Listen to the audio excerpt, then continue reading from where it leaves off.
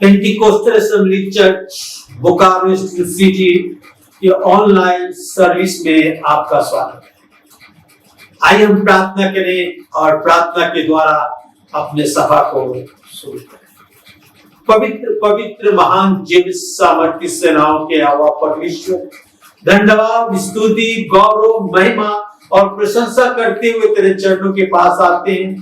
तेरा धन्यवाद करते हैं प्रभु कि तू आज हमारे बीच में अपने वचन से हमारे दिलों से बातचीत कर प्रभु। आकाश के झरोखे को खोलकर आशीर्वाद की बारिश हमारे ऊपर उड़ेल दे प्रभु। ये तेरी महिमा और प्रशंसा। जितने भाई बहन बच्चे आज तेरे वचन को सुन रहे हैं, आशीर्वाद दे प्रभु। मुझ ना किसके साथ हो, मुझ में होकर तू बोल कि हम सभी आज के आत्मिक भोजन प्राप्त करने वाले हो सके। प्रभु यीशु क्रिस्ट के द्वारा, आमीन।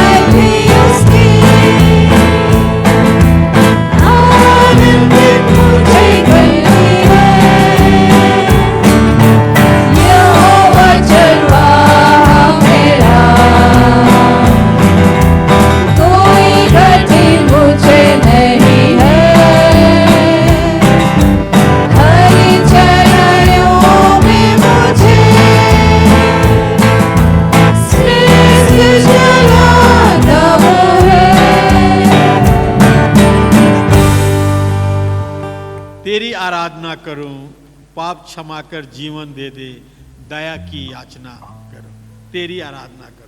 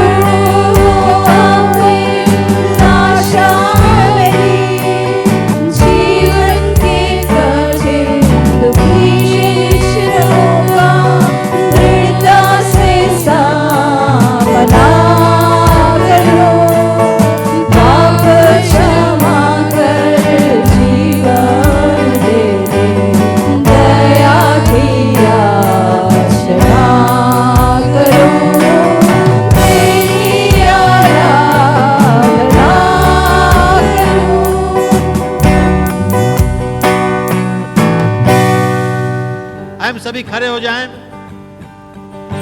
Stand up for Jesus.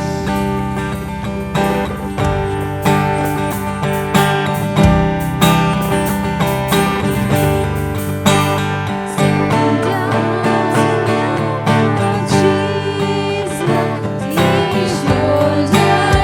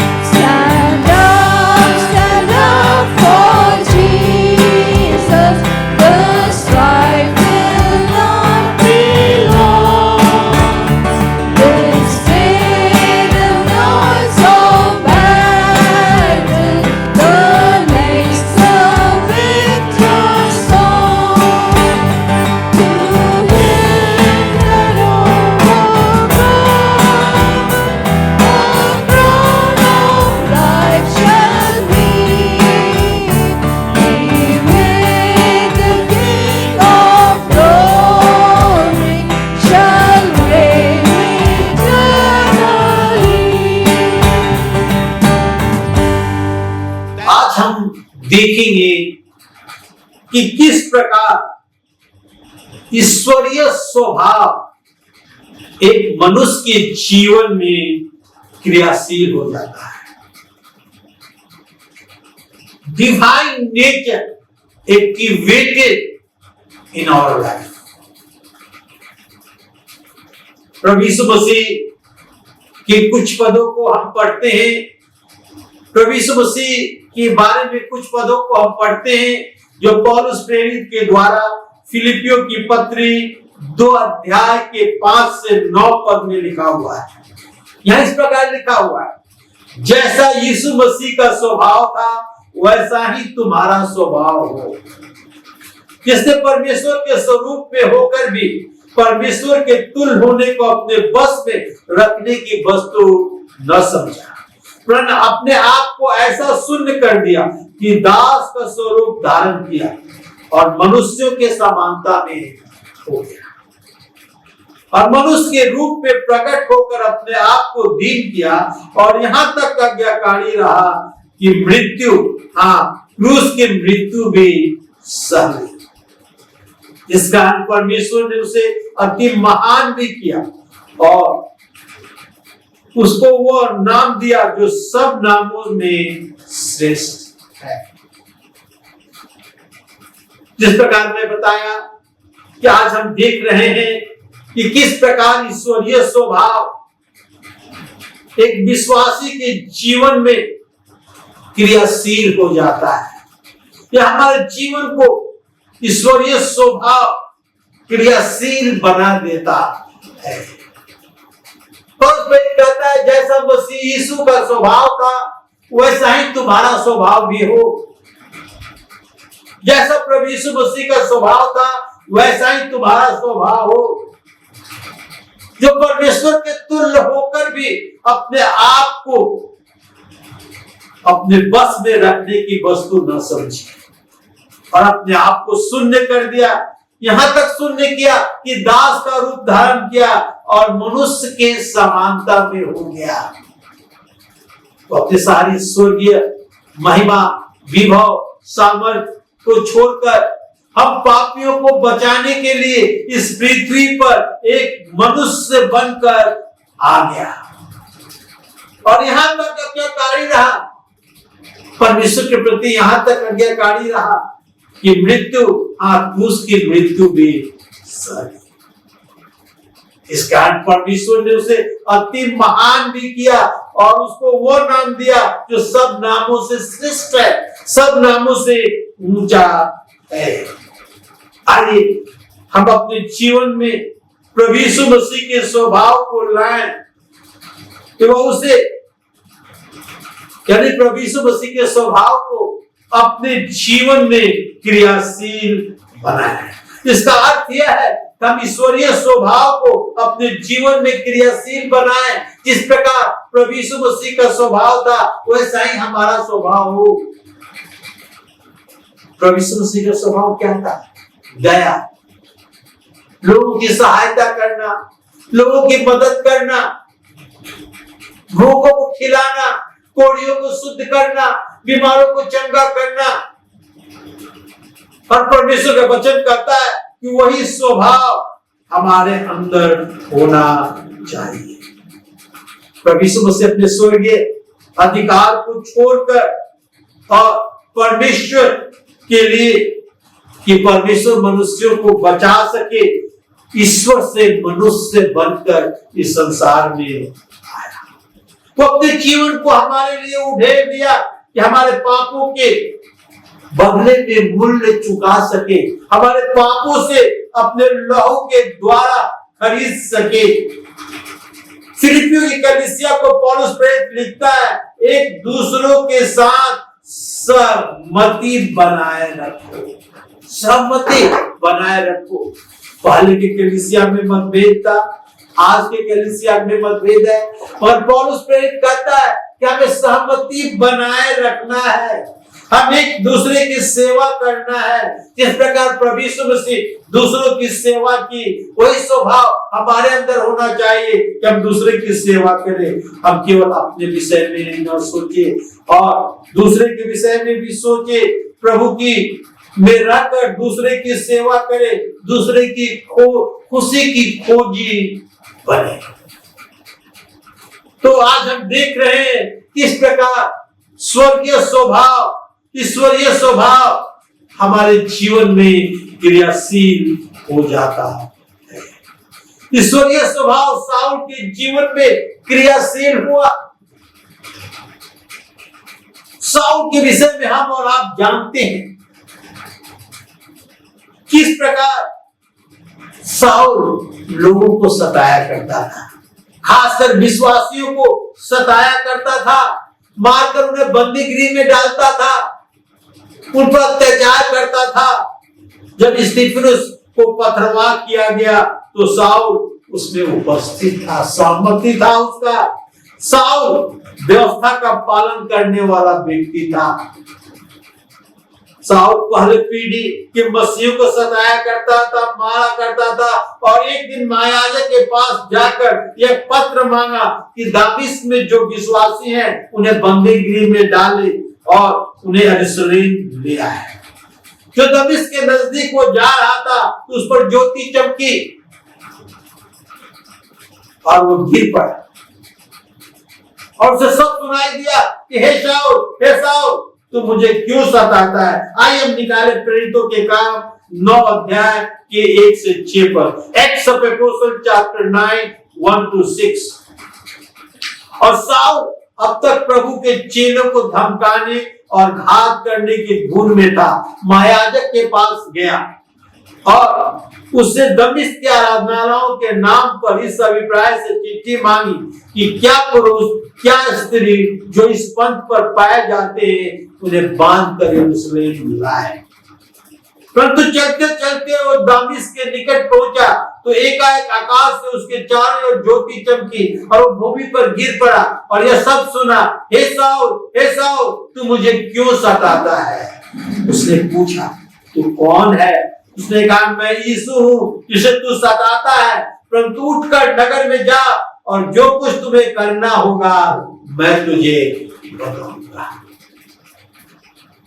हम देखते हैं यहाँ पर किस प्रकार साउल जब पत्र लेकर दमिश्क की ओर जा रहा था, जब दमिश्क के नजदीक पहुंचा तो उस पर ज्योति चमकी, वो गिर गया। आगे पढ़ेंगे तो मालूम होगा वो अंधा हो गया और प्रभु ने उसे बातचीत की, कहा कि मैं यीशु हूं जिसे तू सताता है, परंतु अब उठकर नगर में जा और जो कुछ तुझे करना होगा वो बता दिया जाएगा। उस समय साउल एक अविश्वासी था, व्यवस्था को मानने वाला था, पर प्रभु यीशु मसीह का अनुग्रह उस पर न हुई थी। जब दमिश्क ले जाया गया उसने प्रार्थना उपवास किया, बपतिस्मा लिया और ईश्वरीय स्वभाव उसके जीवन में क्रियाशील हुआ। साउल के जीवन में ईश्वरीय स्वभाव क्रियाशील हुआ और उस सुसमाचार का प्रचार करने लगा। यही साउल जिसका नाम बदलकर पौलुस रखा गया।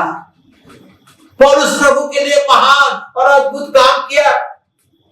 नया नियम में करीब 14 पत्रियों को लिखता है, कई मिशनरी आश्रमों पर जाकर और प्रभु का सुसमाचार का प्रचार करता है। उसे दुख उठाना पड़ता है, भूखे रहना पड़ता है, प्यासे रहना पड़ता है, समुद्र में रात दिन काटना पड़ता है। अपने भाइयों के जोखिमों में था, अन्य जातियों की जोखिमों में था, परंतु उसके जीवन में जब ईश्वरीय स्वभाव क्रियाशील हुआ तो प्रभु के लिए वो सब कुछ करने के लिए तैयार था। साउल के जीवन में ईश्वरीय स्वभाव क्रियाशील हुआ और प्रभु के लिए वो बहुतायत से इस्तेमाल किया गया। आज का दूसरा पॉइंट, मूसा के जीवन में ईश्वरीय स्वभाव क्रियाशील हुआ। मूसा लेवी वंश का था और उसका पिता का नाम अमराम था, उसके भाई का नाम एरोन, बहन का नाम मिरियम था। मूसा का जन्म मिस्र में हुआ था और उस समय इस्राएली लोग मिस्र के गुलामी थे, मिस्र के राजा के अधीन रहते थे। और जब इस्राएली बहुत बढ़ने लगे थे तो मिस्र के राजा ने एक नियम बनाया कि जितने इसराइलियों के मेल चाइल्ड पैदा होंगे उन्हें मार डाला जाता था। जब मूसा पैदा हुआ तो लिखा है कि वो बहुत सुंदर बालक था। उसके माँ ने 3 महीने तक उसे छिपा कर रखी और जब अधिक छिपा नहीं पाए तो एक टोकरी में चिकनी मिट्टी लीप कर और उसे नील नदी में बहा दी।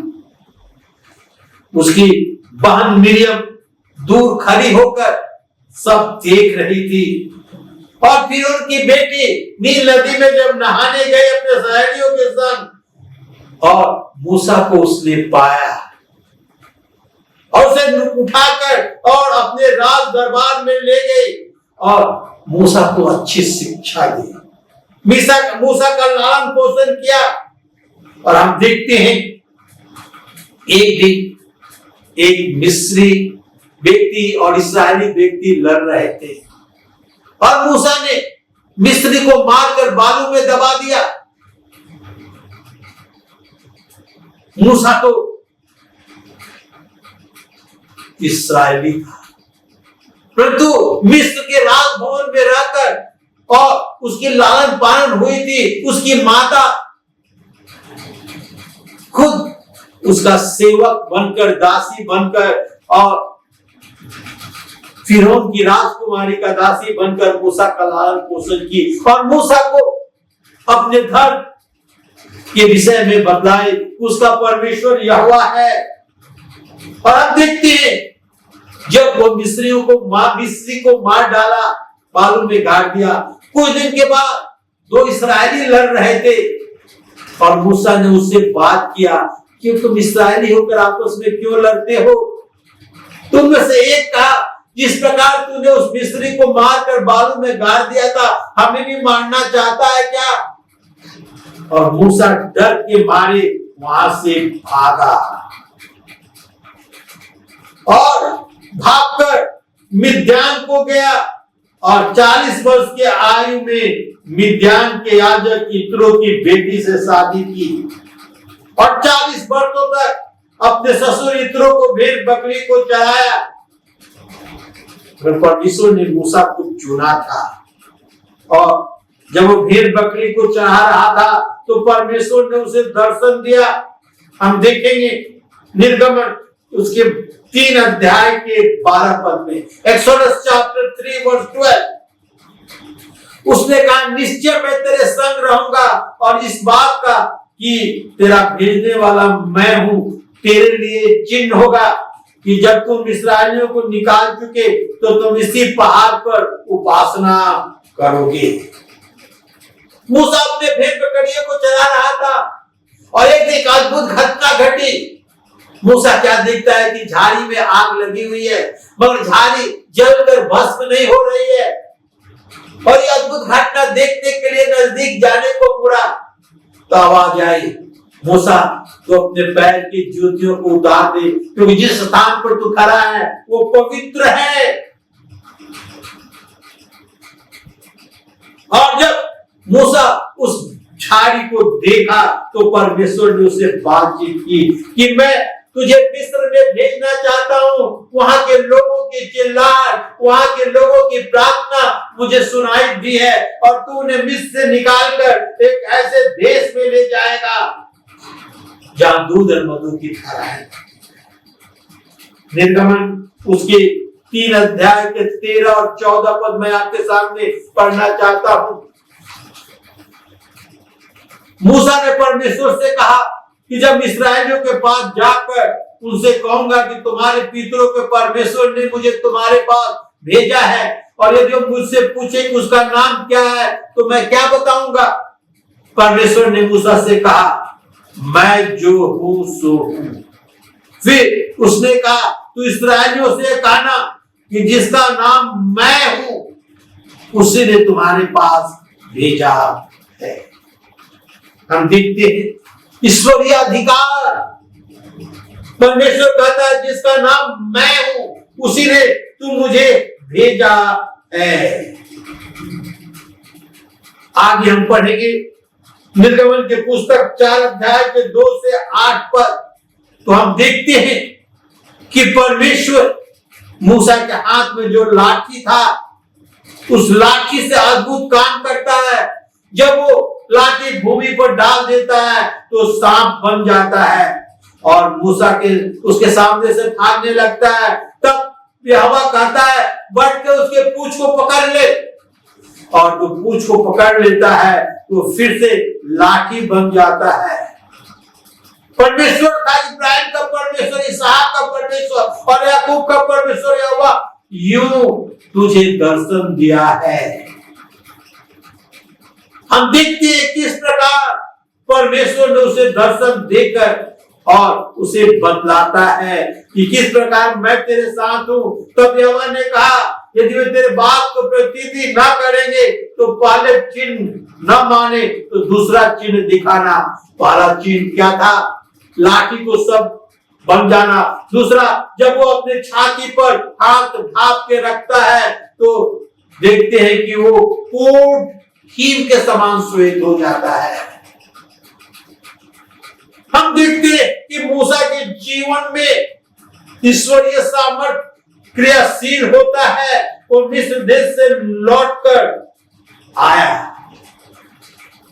हम देखते हैं निर्गमन 4 अध्याय के 29, 30 और 31 पद में, जब मूसा हारून ने जाकर इस्राएली और सब प्राणियों को इकट्ठा किया और जितनी बातें यहोवा ने मूसा से कही थी वो सब हारून ने सुनाई और लोग के सामने चिन्ह भी दिखाए और लोग उनकी प्रतीति की। यह सुनकर कि यहोवा ने इस्राएलियों की सुधि ली है और उनके दुख पर दृष्टि की है, उन्हें सिर झुकाकर दंडवत की। परमेश्वर ने मूसा के जीवन में स्वर्गीय ईश्वरीय स्वभाव को क्रियाशील किया और लोग मूसा पर विश्वास करने लगे, प्रतीति करने लगे कि परमेश्वर ने मूसा को भेजा है इस्राएलियों को मिस्र के दासत्व से, गुलामी से छुड़ाने के लिए, बचाने के लिए। आज हमने पहला देखा इस प्रकार साउल के जीवन में ईश्वरीय स्वभाव क्रियाशील हुआ और वो पौलुस बना और प्रभु के लिए बहुत महान और अद्भुत काम किया।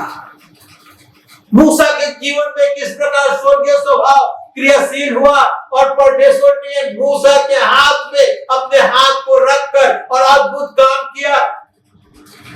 इस्राएलियों को मिस्र देश से निकालकर एक ऐसे देश में ले गया जहां दूध और मधु की धाराएं बहती थी। उसके हाथ से अद्भुत काम किए।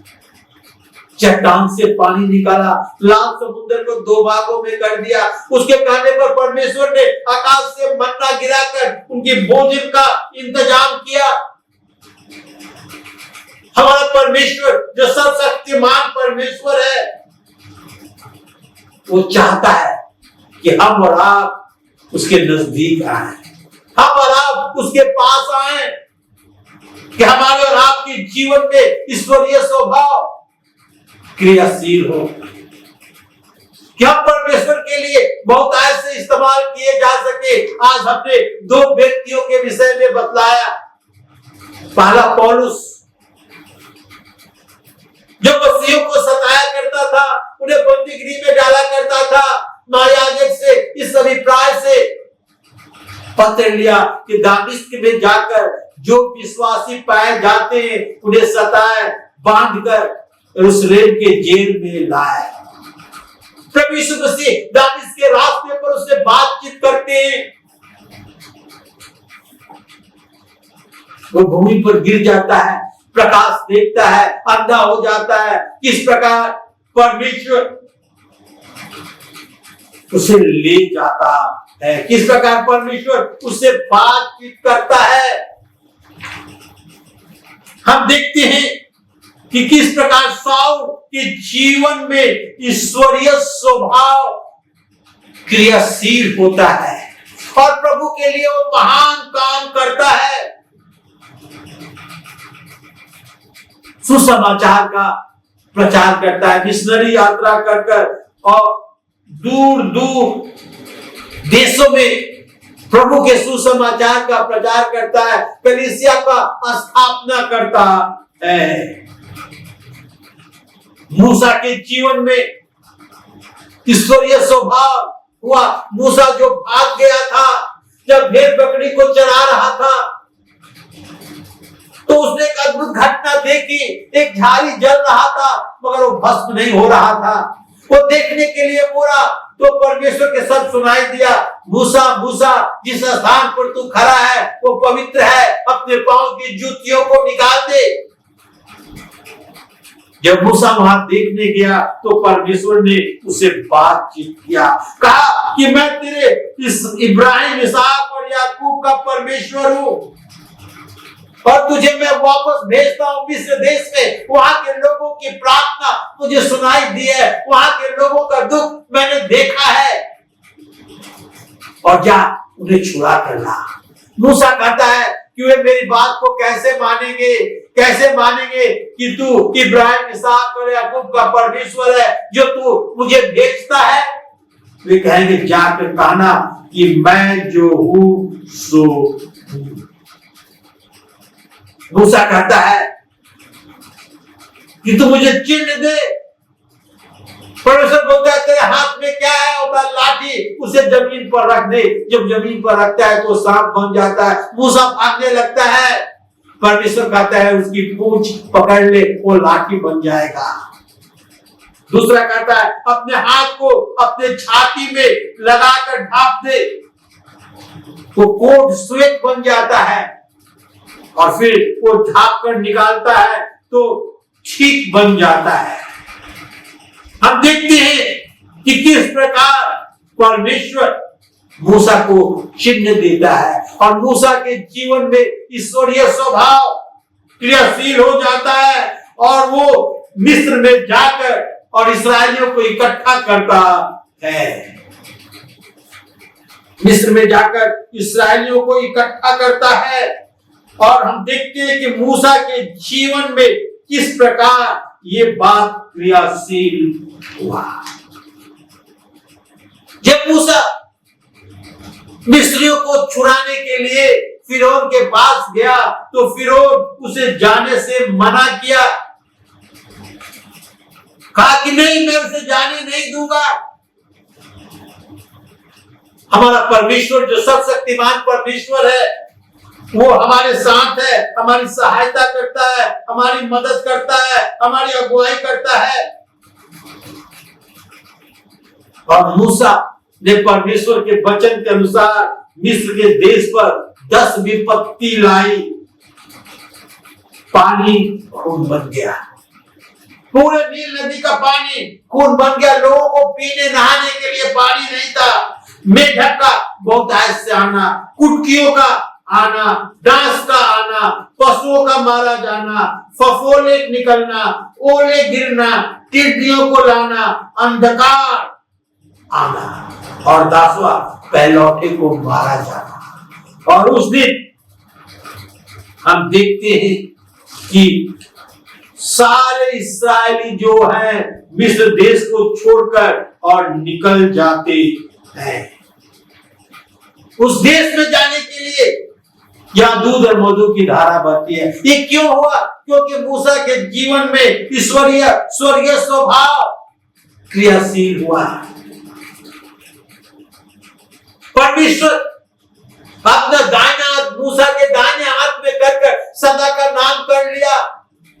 जब वो यात्रा कर रहे थे लाल समुद्र को परमेश्वर ने 2 भाग में किया। परमेश्वर उनके साथ साथ चलता था, आकाश से मन्ना गिराकर उन्हें भोजन देता था। 40 वर्षों तक उनके कपड़े नहीं फटे, 40 वर्षों तक उनके जूते नहीं फटे। ये सिर्फ इसलिए हुआ कि मूसा के जीवन में ईश्वरीय स्वभाव क्रियाशील हुआ। जब हम परमेश्वर के रास्ते पर चलते हैं तो ईश्वरीय स्वभाव स्वर्गीय स्वभाव हमारे जीवन में क्रियाशील हो जाता है। साउल के जीवन को बदलकर परमेश्वर ने पौलुस कर दिया और ईश्वरीय स्वभाव उसके जीवन में हुआ और साउल या पौलुस प्रभु के लिए महान अद्भुत काम किया। परमेश्वर ने मूसा के जीवन में स्वर्गीय स्वभाव भर दिया, क्रियाशील कर दिया और पूरे इस्राएलियों को मिस्र देश से निकालकर एक ऐसे देश में ले गया जहां दूध और मधु की धाराएं बहती है। परमेश्वर मूसा को बहुत ऐसे इस्तेमाल किया और इस्राएलियों को मिस्र की गुलामी से आजाद कर और एक स्वतंत्र देश उन्हें दिया। परमेश्वर पौलुस को इस्तेमाल करके राज के सुसमाचार सुनाने के लिए किया और बहुत सारे कलीसिया का स्थापना किया। परमेश्वर आपके जीवन को बदल देना चाहता है। परमेश्वर आपके जीवन में ईश्वरीय स्वभाव लाना चाहता है। आपके जीवन में ईश्वरीय स्वभाव, स्वर्गीय स्वभाव क्रियाशील कर देना चाहता है। क्या परमेश्वर के लिए बहुत ऐसे इस्तेमाल किए जा सकते। मेरे भाई बहनों, जब अपने आप को परमेश्वर के हाथ में सौंप देते हैं तो परमेश्वर हमारे और आपके जीवन में इस ईश्वरीय स्वभाव क्रियाशील कर देता है और हमें बहुत ऐसे आशीर्वाद देकर अपनी महिमा, प्रशंसा, राज के बढ़ोतरी के लिए इस्तेमाल करता है। आइए अपने आप को परमेश्वर के हाथ में सौंपे। आइए हम प्रार्थना करें। पवित्र पवित्र महान जीवित सामर्थी यहोवा परमेश्वर, तू इब्राहिम, इसहाक और याकूब का परमेश्वर है। तू मूसा का परमेश्वर है। तू साउल का परमेश्वर है जो पौलुस बनाया गया। आज वही परमेश्वर हमारा परमेश्वर है। हम अपने आप को तेरे चरणों के पास लाते हैं प्रभु। हम तुझसे प्रार्थना करते हैं कि हमारे जीवन में ईश्वरीय स्वभाव क्रियाशील हो, कि हम तेरी महिमा और प्रशंसा के लिए बहुत ऐसे काम करने पाए जिस प्रकार पौलुस का प्रेरित करता है। जिस प्रकार प्रभु यीशु मसीह का स्वभाव था उसी प्रकार तुम्हारा स्वभाव हो। और जब हमारा स्वभाव प्रभु यीशु मसीह के स्वभाव के समान होता है तो हमारे जीवन में स्वर्गीय वस्तुएं क्रियाशील हो जाती है, ईश्वरीय शक्ति क्रियाशील हो जाती है और हम तेरे लिए महान और अद्भुत काम करते हैं प्रभु यीशु ख्रिस्त के द्वारा। आमीन।